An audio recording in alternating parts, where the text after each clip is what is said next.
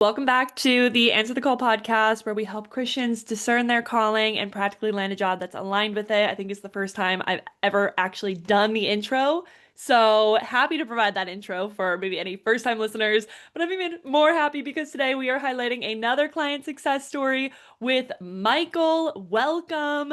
Can you give us a quick rundown? Well, say hello, and then also a quick rundown of the job you were in prior to coaching and the job you're transitioning into a week from today? Yes, greetings. Welcome, all the listeners. Yes, so I am transitioning from a role within a renewable energy company. I'm a sales operations manager, and I'm moving into a different company, larger company, within the energy kind of utility space. I'm going to be managing a residential renewable energy product. So, not managing people, but going to manage a product, marketing, budgeting, kind of really stretching my legs with new role like this that I'm so excited for. Yes, 1 week from today. Yeah, at the time of recording. Um, Correct. which is so exciting. So, something that we were just talking about before hitting record is that you have one of these small but mighty pivots where Hmm. you're in kind of the same space, like you said, managing product instead of people, so that's a big difference. Um, but a lot of times we highlight like these crazy career changes, and I often have people ask me, is it okay if that's not my story? Like, is it okay if I just have this small Hmm. pivot? And I'm like, take that word just out of there because a small pivot is can make all of the difference. So can you talk a little bit about how some people might see this as a small pivot, but how it really Hmm. is impacting you in your career overall? Yeah, absolutely. You're right. I guess I never really viewed it as a small pivot or Good. a small change. Um, while the job title maybe doesn't have some of the key words that I maybe had looked for or hoped for, it really is about the job and the role. And in a lot of ways, it's the company, it's the industry. Those were things that were really important for me. Staying within the renewable energy industry was something that I got that clarity on like pretty quickly.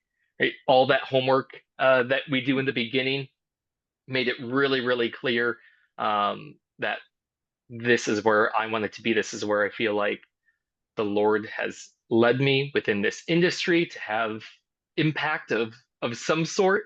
And so, yeah, I don't think of it necessarily as a small change. I'm going to a large, well-established company that I believe will have lots of opportunity for me to continue to grow and elevate in my career. And I needed this opportunity to get into a company like this so I can hopefully continue to grow in my career and have an even larger impact than where I'm at right now. hmm So beautifully said. And I'm immediately at the beginning of this episode going off script from what I told you we were going to talk about, and I'm throwing in a curveball. Um, what was it like to narrow down the industry so specifically? Was that scary at all to think like, oh, maybe what if I don't find a job in this space? Like, did you feel limited because you had such clarity on a specific industry? There were challenges for sure, especially with, not getting into any politics or anything like that, but it's a unique time in America in the renewable energy industry, and it has been for the last handful of months. And so I think that has had an impact on kind of what the job market, it has been for me. Um, I know that I I would say that definitely slowed down my search a little bit, but every time I saw companies or roles, as I would connect with people throughout the process, that this is where I want to be. I want to stay in this. Is truly is what I feel uh, my calling is, and there were um, paths that could have led to a different industry and some of those at times felt like, ooh, this might be nice. Like I've got skills here that I can use over in this path. And, I would say there's probably a reason that, those paths ended. They stopped. It was a cul-de-sac. I had to just kind of make that big loop and come on back to uh, renewables. And I'm glad it did because I'm feeling very refreshed going into this new role, ready to go and start making a big difference. And just knowing that with such a larger company, there's a lot of opportunities, a lot of different divisions and teams that I can have an impact on. Hmm. Yeah. Oh my gosh. I actually am curious to hear more about the pivot into a big company because I Mhm. see a lot of people wanting to pivot out of big companies into small business.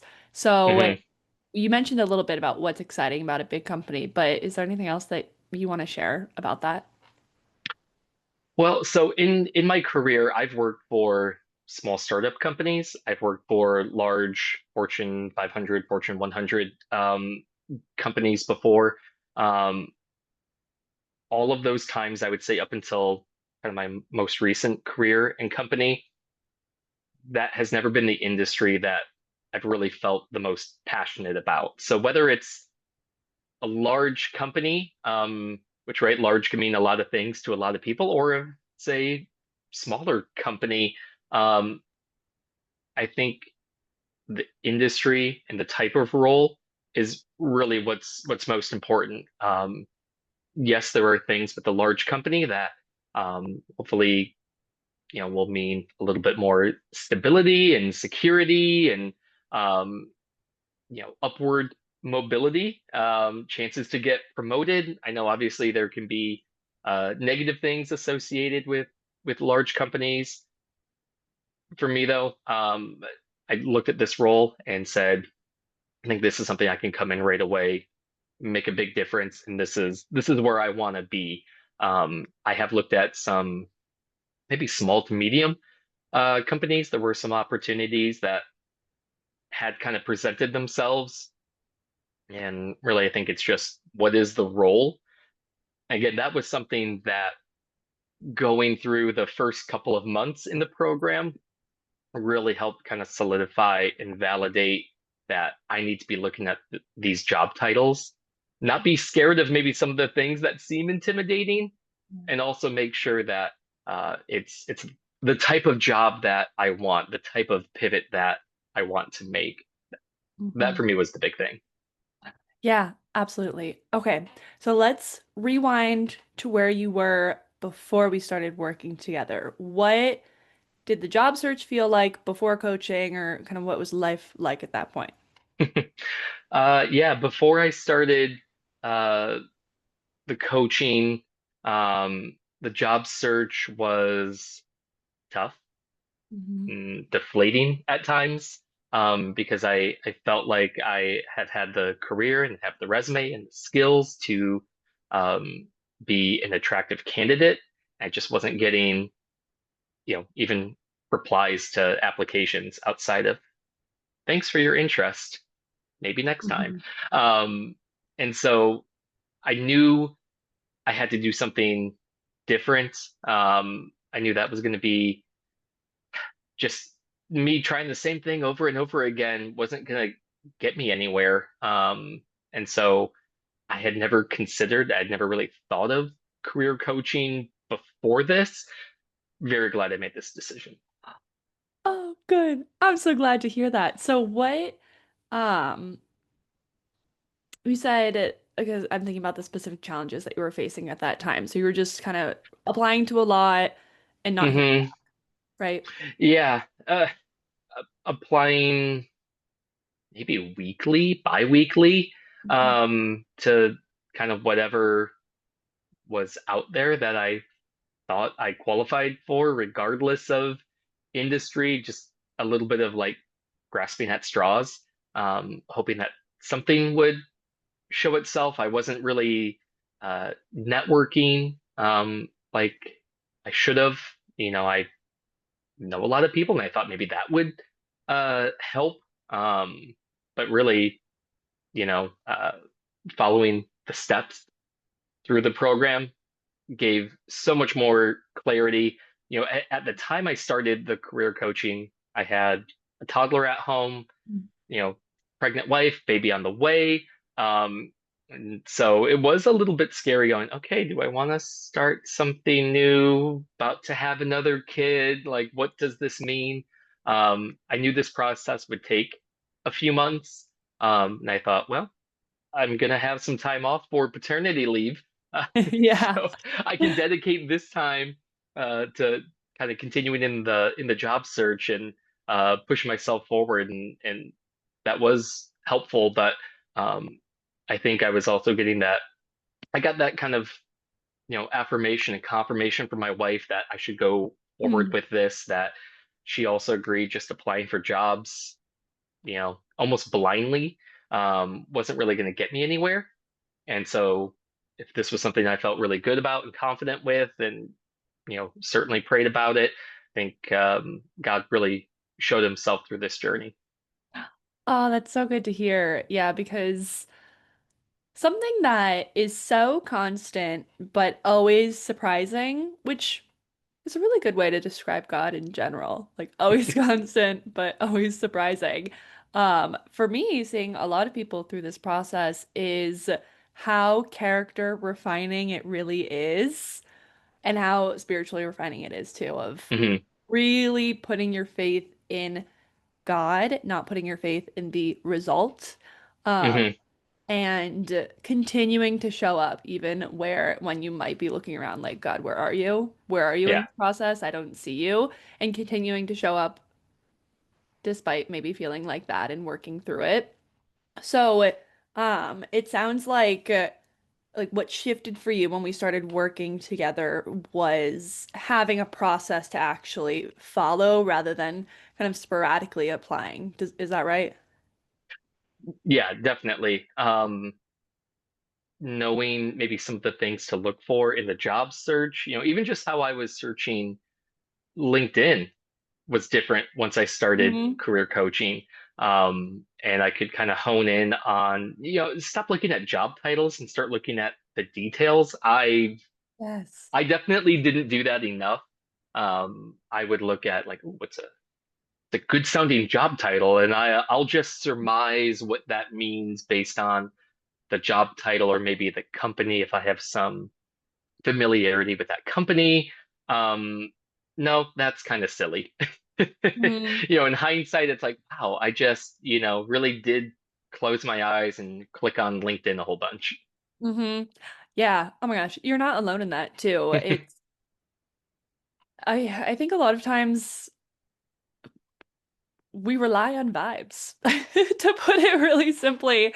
And Hmm. what I mean when I say that is we like mold ourselves into what we think the job needs us to be in Yep. order to get the job. And then, I mean, just think about it, even Michael, you've been around long enough. You know that Kelsey and I love our dating analogies. Like, think about when doing that in dating. That's crazy. Yeah. That's the last thing you would Right. advise someone to do, is to mold yourself into who you think the other person wants you to be. But people do that so often in the job search process. Yeah. So actually, it feels so counterintuitive to people a lot of times that this career coaching begins with pausing your job search so that Right. we're no longer allowing the job market to tell you who you are or who you're Hmm. supposed to be. Rather, you get to bring who you are to the job market. And Hmm. how did that feel? Because we go through the clarity process together, and then kind of the bonus, just gift. I mean, it's not a gift; it's included in what y'all pay for, but it feels like a gift, I hope, in the moment, is the Hmm. resume at the end of the clarity process. You get your resume Hmm. and you're Yeah. like, and Tim writes the resume for you, which is wonderful. And he Hmm. does such a good job. But I know for a lot of you that feels really rewarding just to see it all come together. So, can you talk a little bit about that? Like, how did that kind of put another pep in your step going into the job search process? Yeah. As you were talking about the dating analogy, that just made me think of something funny, right? If we're just looking at like job titles, that'd be like saying, well, I only want to date people whose last name ends in Y. Or like, Yeah, well, you got to have three vowels in your name or else I won't consider, dating. You're literally. like, well, that doesn't make any sense. that Yeah. that was kind of what I was doing on LinkedIn. Mhm. And anywhere else I would search, it's like, well, is that a cool sounding job title? Yeah. Won't Totally. won't get us very far. To Um, answer to answer your question on the resume part, oh my gosh. Tim, fantastic. And he's quick. yeah. I feel like it was only like 2 business days maybe or something like that for him to Mhm. uh turn that resume around, and I was so excited. I think I've always struggled having a good resume. I've used some tools in the past to try to get through the, screening bots, and get my resume seen more. But what I think I realized again, going through the clarity process, connecting with Tim on the resume was for some reason, I had a really hard time explaining what I've done in the past and talk about my accomplishments and my skills in a really neat, comprehensive way that he could put into the resume. I remember the first time I looked it over, I went, yes, like this is what I'm trying to say about myself. And this is like probably what I'm not saying in interviews and on like, screens with recruiters. Um, and I can speak to this with pretty much absolute certainty with my new company from the first call I had with a recruiter who found me, right? Thank you, refreshed LinkedIn profile Yeah. page. He reached out to me, and I felt like every conversation went really well, that I was able to really speak to the things I have done in my current role, what,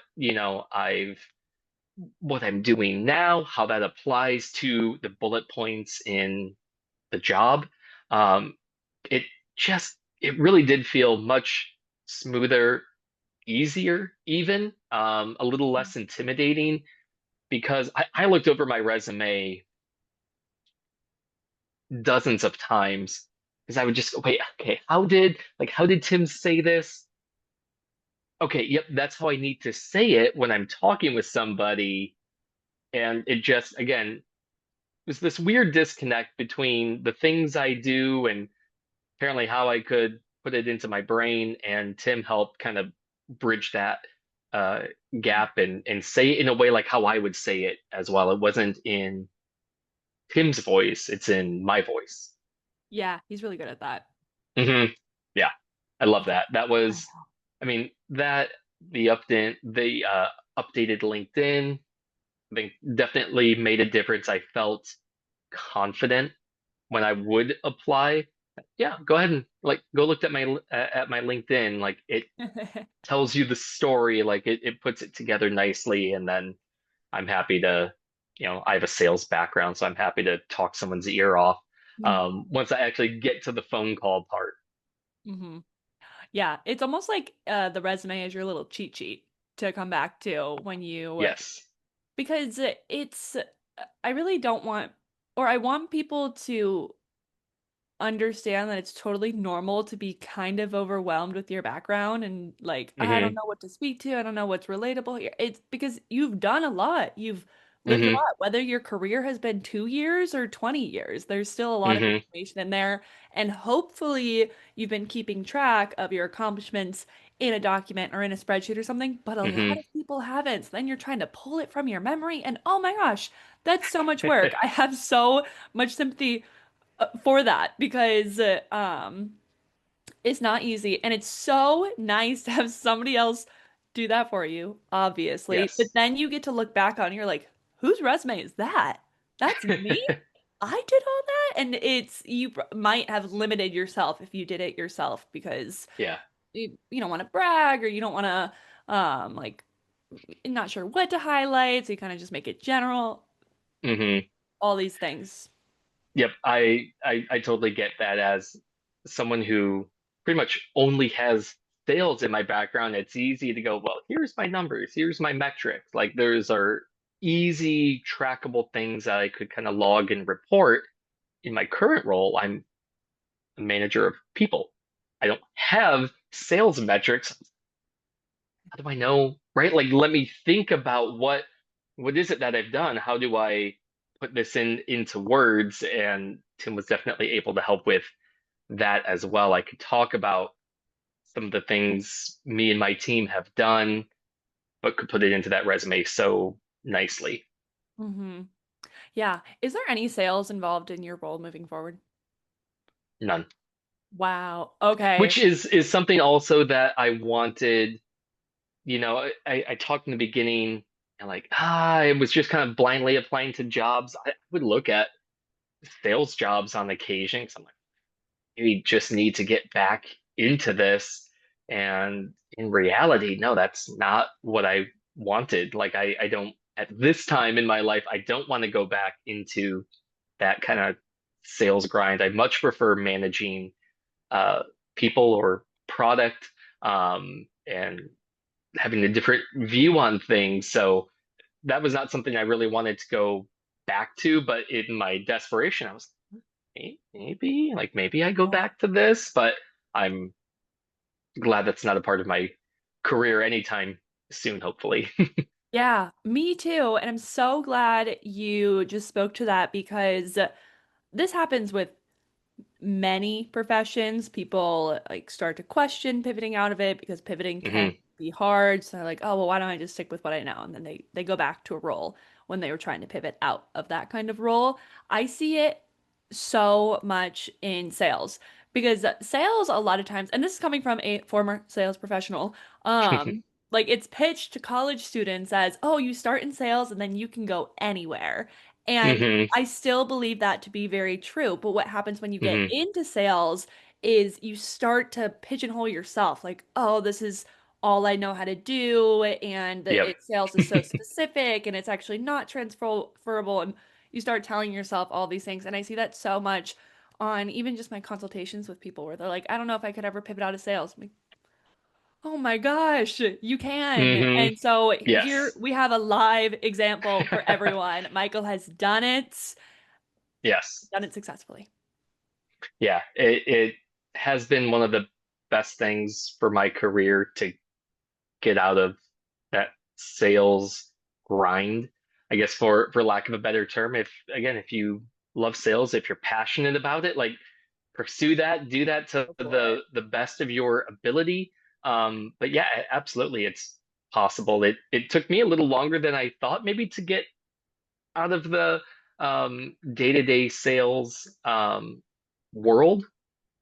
I'm so glad I did, and I'm just going to use my experience there. I think that's been a wonderful thing for me because I understand what salespeople go through. I understand how important it is when they're looking at their commissions, when they're trying to close deals.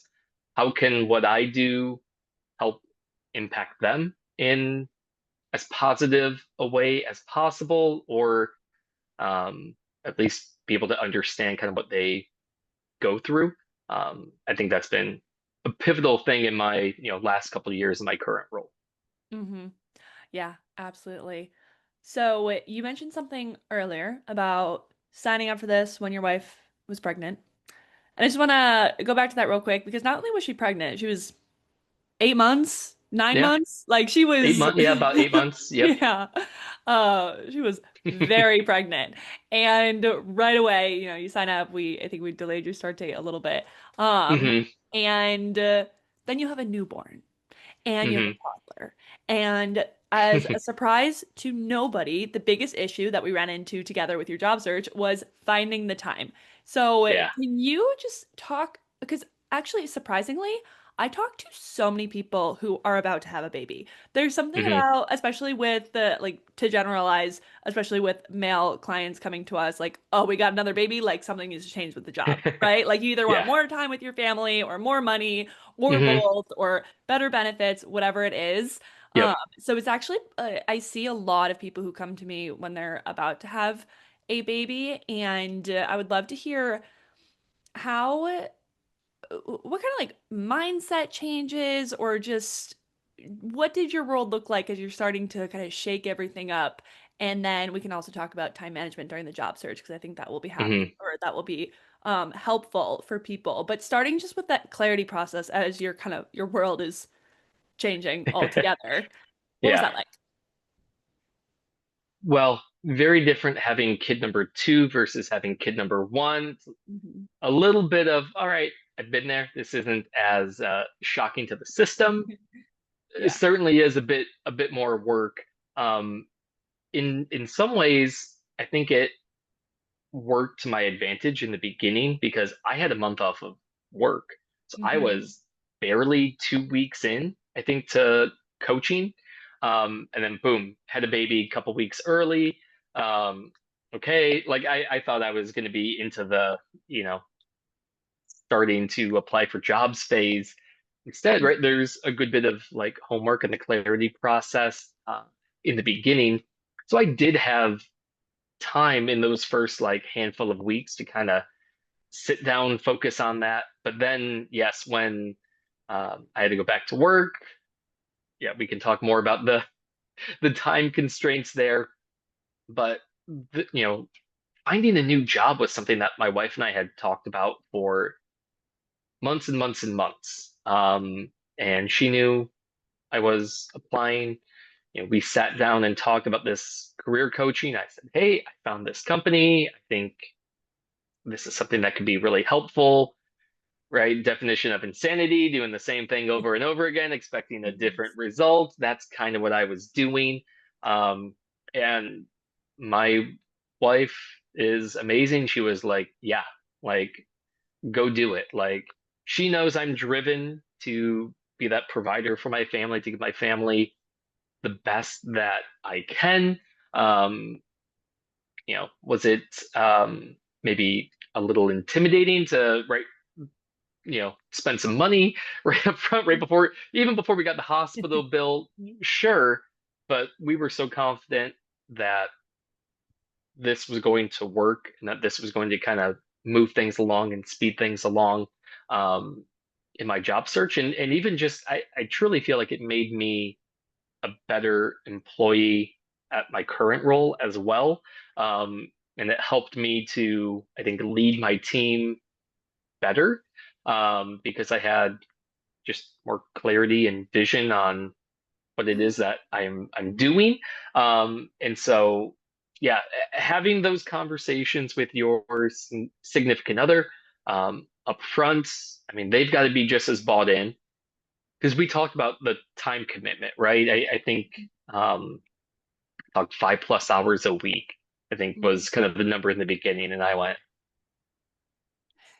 hey, like I'll find that I'll find it in the morning. Like, I'll get up. And my youngest daughter said, no, no, you're not. I'm gonna wake up, so you're gonna have to find some different time. Um, but my wife knew that this was something that I would have to sit down, I would have to focus on. I can't let up with my current job, right? I have a responsibility. God gave me this role. I, can't shortchange where I'm at right now. And so just kind of moving those priorities around, getting on um, the same page with her was critical. Hmm. Yeah, absolutely. And I'm so glad to hear that getting more clarity and vision actually helped you show up better to your current job because we do our prayer calls twice weekly with everyone, and a pretty consistent prayer that we hear from different people over the weeks is like, I need prayer to help me still honor my current employer. Like, I'm Hmm. trying to get Yeah. out of here, I'm trying to do something new, but I still want to show up, be respectful, do a good job because they're still paying me at the end of the day. Yeah. And Absolutely. that is such that's how you operate with integrity, right? But I think Hmm. sometimes there's narratives of, oh, you don't owe them anything and just get out of there, like whatever. Yeah. So it is a lot to juggle though when you're trying to do all these things very well. Hmm. So we got to a point in the spring with your job search where there wasn't time. So Michael, Hmm. tell the people, how did you make time up here? Yeah. You're right. We definitely got to a point after a few months where I had gone back to work. Work was crazy, busy. I was trying to hiring. adding on to my current team. There was just large workload. How do I manage this all? We had had some conversations, and you had this amazing idea of taking time off, right? So I've been with my current company for a while. I've accrued a nice amount of PTO, even with my paternity leave, and just, yeah, take time off and dedicate a day, right? Like it's my job, dedicate that to the job search. So I did that, you know, one day, a week for 2 weeks in a row. I think it was in a row. Feels like a while ago now. It was only like two I months think it ago. was. Something like that. I think it was like one day a week, 2 days in a row. Um, just to literally, like, I sat at my desk, had all my screens up, and I've got my resume, I've got LinkedIn, I'm emailing, I'm updating the trackers, and that helped so much. Mm. That it also made me feel more comfortable in the process. I had just gotten to the point before I took this time off to focus on the job search where I had done um, some of that networking, right? Talking to people that are doing similar thing to what I want to do. And that helped really provide, again, more of that clarity, that assurance of, okay, I am looking at the right things. This is what I want to do. These are some cool, sounding roles or responsibilities. So I'd like just gotten to that point, and now it's like a volume game, right? Which Mhm. I know from sales, like that's what it is sometimes in sales. If people aren't answering, you just keep making more calls, you send more emails, um, and then that's really where it was a struggle for me to kind of ramp up that volume. I just wasn't able to find time during the day whenever I maybe had pockets of free time from my current role. My mornings got earlier and earlier with kids, and bedtimes were all over the place. Um, so I just wasn't able to dedicate like I wanted to. So I love that we took some time off, use that to focus on the job search, and that was right around the time I, you know, got the call from the recruiter. Yeah. Yeah, I think it's cool that we can link that back to really one of those days. Like, Yep. if you had not taken one of those days, you might not be in this job. Yeah, absolutely. You know, of course, if God wants you in the job, he's going to get you the job. But Yes. it really But was. we got to show up, right? We still have Hmm. to execute. God gives us, tasks and things to do. And I made a commitment to you guys. I made a commitment to my family to do this career coaching to the best of my ability. And I know I was lacking in that. I was getting frustrated because I felt like it was taking longer than I thought. So yes, 16 hours. I don't know if I spent quite 8 hours a day, but I spent a lot of time those uh, 2 days doing that job search, and that really just helped reset things. And here we Yeah. are now. Yeah, and I know there's somebody out there who is feeling a lot of resistance to that of I don't want to use my PTO that I've earned or whatever it is Yeah. for a job search. And I really, Mm, really would just challenge you to prioritize, like, what are you prioritizing right now? Are you hmm prioritizing living up and taking a vacation? Great. Okay. Or are you Yep. prioritizing, and that's fine. No judgment. But if hmm you are prioritizing your job search and you are prioritizing this career transition, there are sacrifices that come with hmm that. And a day or two of PTO might be one of those sacrifices. And hmm Michael, I feel like you'd say it's worth it. Oh yeah. Oh yeah. Again, like I wish I had done it sooner, Hmm. because I'm very invested in the job I have now. I'm very grateful for the job and like the experience and the opportunity. And I also get it where you've been with companies and you're in jobs. Do this a day longer. Like I will take anything I need to get out of here. So I know where people are coming from that are maybe in that position right now, and they're like, I just need to find a job right now. Follow the process, trust the process, respect where you're at now, right? God put you there for a reason. Um, so honor your current employer, be the best employee that you can be, and yeah, take the time because you don't know, maybe you'll have a gap, right, in between jobs, right? Some people will choose that. Some people just go right into um, the next thing. Like that's where your refresh will come. And when you see that offer letter come in, you're also going to go, oh, yes. Like you're going to be so excited. Like when I saw my offer letter come in for my new role, I was took an extended lunch, was outside mowing the lawn, and like I had just like looked at my phone. I was like, wait, what? Like Oh.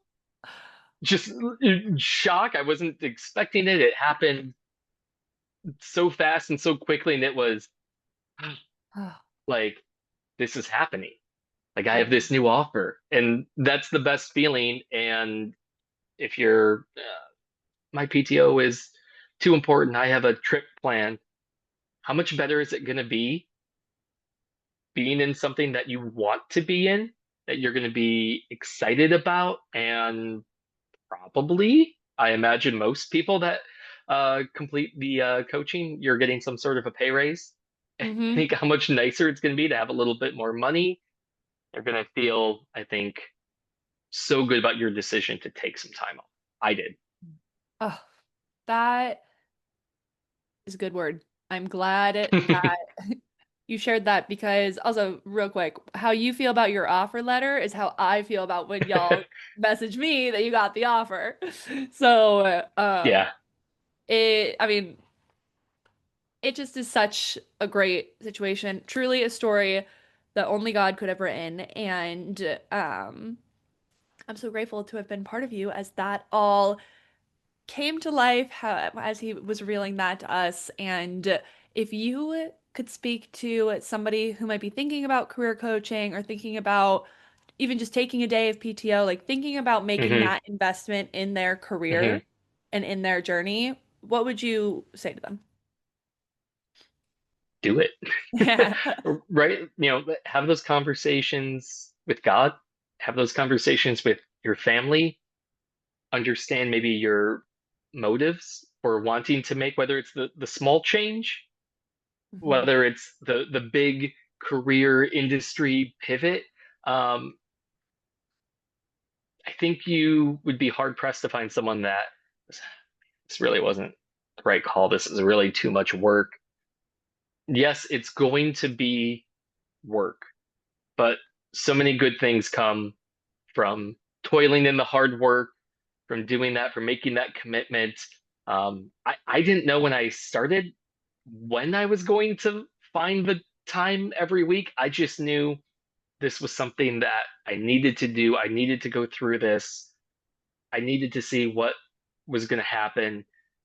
I said this is a risk worth taking because again, the payoff isn't just the one offer, right? Or accepting a new job or a role in a new industry. It's next 3, 5, 10, hopefully plus years, right? If you can get into something that you are so much more excited about, so much more passionate about, your career is going to be so much better.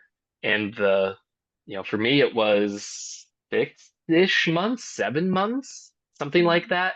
Um, it was a chunk of time, but I feel like I am setting myself up even better for future success, to also have this clarity to stay in the industry I'm in. I felt that was what I wanted to do. I had actually talked with some people in other industries for some roles that sounded interesting. I'm so glad I'm staying in this industry, and I think God wants me here to make a difference. So um, trust that it's what God wants, if that's what He's saying to you, and just get in, do it. You won't regret it. I really don't think you'll regret it. You might be frustrated. at times the payoff is there. Mm. Well said, Michael. Thank you so much for letting us be part of your journey and sharing your journey on the podcast. I know that this will help people. I always love how everybody's story is so different and how it speaks to people specifically. And when people sometimes respond about the podcast and say like this person's story really resonated with me. So Yeah. thank you for speaking to the people who are listening, sharing your story with us, with them, and I'm so excited for you in this next step in your career. Well, I really appreciate it. Thanks to you and Kelsey. It's yeah, been an awesome journey. So glad I did this. I appreciate the opportunity to share. Hopefully it's helpful for somebody out there. But yeah, what a great experience. Oh, thank you. Okay, Michael. Bye. Bye. Thanks for listening to today's episode. To get an even more meaningful head start into your calling, head to thecalledcareer.com, where my fellow career coach Audrey and I have created a whole suite of free resources and tools to help you get clear and get a job today. For those who are definitely ready to land a job or start a business in the next 6 to 12 months, we're here to help you biblically and practically discern your calling through coaching, reflection, and deep market research. Identify the job that's aligned with it, even if you currently have no idea what you want. Rebrand your resume and LinkedIn to translate your background to appeal to your future boss. P.S. We take this off your plate and do this for you. Also, we'll teach you how to land referrals and get attention from leadership through networking. Again, if that makes you nervous, we have these emails and LinkedIn messages literally written for you so you don't have to sweat. We're also here to give you unlimited interview practice so you're prepared to address every elephant in the room and knock selling yourself out of the park. Then we'll round out with helping you negotiate your salary so you land thousands more. Just so you know, recent clients have gotten $8,000 to $50,000 salary increases, even though they were totally non-traditional candidates. That's because we specialize in helping non-traditional career pivoters land jobs they're ecstatic to serve in. It takes work, but we're here to see you through until the end, when we're celebrating that day that you send me an email in all caps and you say, Kelsey, I got the job. Then you could be on the podcast. But I'll be here until then, keeping you accountable and encouraged by meeting with you literally until you land the job you want, even if that's up to 6 months from now within our program. Apply to join at thecalledcareer.com, and I'll see you next week here at Answer the Call. Bye for now.